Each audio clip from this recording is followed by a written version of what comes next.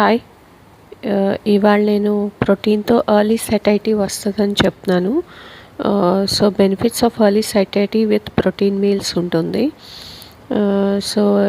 Protein తింటే ప్రతి మీల్‌లో ప్రోటీన్ ఇంక్లూడ్ చేసుకోవడం వల్ల ఫుల్ అయిపోద్ది. స్టమక్ ఫుల్ అయిపోతుంది. ఎర్లీ సటైటీ వస్తుంది. ఫీలింగ్ ఆఫ్ ఫుల్‌నెస్ వల్ల ఎక్కువ క్యాలరీ ఇంటేక్ ఉండదు. ఓవర్ ఈటింగ్ ఉండదు.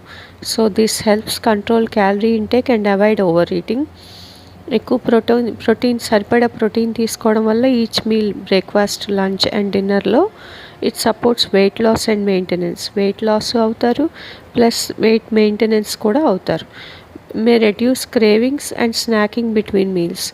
ప్రోటీన్ ఇంక్లూడ్ చేసుకుంటే బ్రేక్ఫాస్ట్లో, లంచ్లో, డిన్నర్లో, బ్రేక్ఫాస్ట్కి లంచ్కి మధ్యలో స్నాకింగ్ తగ్గిపోద్ది.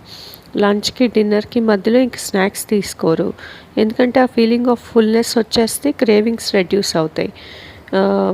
Taking protein meal promotes appetite control, which is especially useful for individuals seeking better dietary management. So appetite అనేది కంట్రోల్ అవుతుంది. స్నాకింగ్స్ ఉండవు. క్యాలరీ ఇంటేక్ రెగ్యులేట్ అవుతుంది ఎర్లీ సటైటీ వల్ల. సో ప్రోటీన్ ఎంత తీసుకోవాలో అంత తీసుకుంటాము. So it is the most satiating macronutrient. Thank you. Please do subscribe. Please include protein into breakfast, lunch and dinner also. Thank you.